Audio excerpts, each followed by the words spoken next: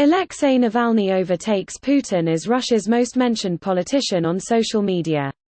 Here's a summary of the article. Jailed Kremlin critic Alexei Navalny has overtaken President Vladimir Putin as Russia's most mentioned politician on social media according to latest analysis, highlighting the growing threat he poses to the country's authorities.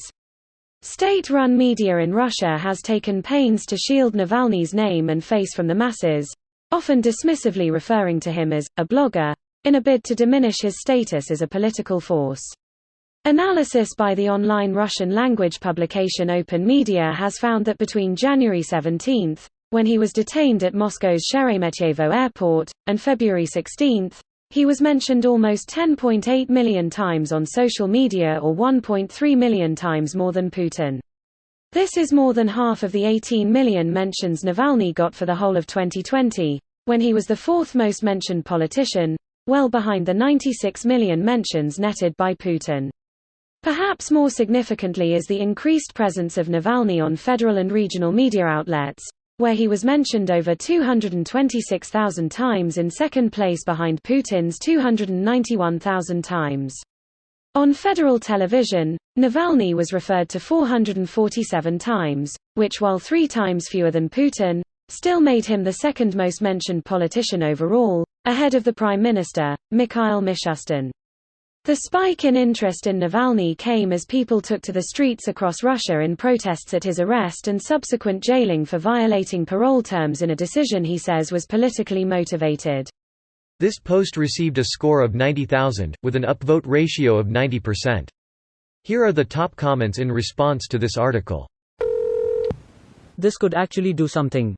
Navalny really laid it all on the line releasing that documentary on Putin's multi-billion-dollar castle grift after returning to the country after getting fucking poisoned. Godspeed to the Russian people. You can watch the documentary here. I just don't get why he returned. I feel another country would have let him stayed for what he has exposed regardless. And him being locked up does show the lengths Putin will go through, but he was also one of the few to expose as much as he did, and a lot of countries would most likely protect him for this. Either return and try to change something, or stay abroad and become meaningless. It's not like Putin lets these things go either. He'd probably end up poisoned again no matter where he went. Bingo. He has more use in Russia making noise. Johnny Harris has a very nice explainer video about Navalny at YouTube. I recommend watching that. Great vid, but it has some inaccuracies. The woman that gets arrested on 1740 is not Navalny's lawyer, it's a politician Lyubov Sobol, Navalny's ally. Also, Navalny never totally supported annexation of Crimea. I honestly don't know where this coming from. He always said it was wrong and a crime. He did say that it's technically a part of Russia now and this crisis will be unsolvable. The entire goal is to help the Russian people realize that they have another option, and it seems that maybe it's working. Unfortunately, the Russian government doesn't care about what the people think. It's a dictatorship disguised as a democracy.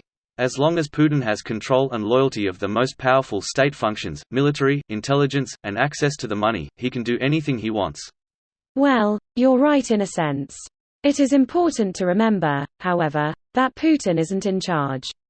The oligarchy is still in charge, and they do care about the opinion of the people, since it's the markets which give the oligarchs their power. As soon as instability threatens the nation, the oligarchs and generals will happily put a more favorable leader in to please the general population. Are you kidding me? It's well known that Putin jailed one of the oligarchs, and used that as leverage to tax them all privately. This is the info revealed that caused the Magnitsky Act. Putin killed the dude who unveiled it too, a lawyer, I forget his name. So all the oligarchs know they have to do what he says, or they meet that same fate. It's a feudal empire, with Putin as king, and the oligarchs are the lords. This video was automatically created by Reddit to speech. The article and comments in this video were selected from Reddit according to their upvotes, and any paraphrasing was performed by smmry.com, without any human intervention.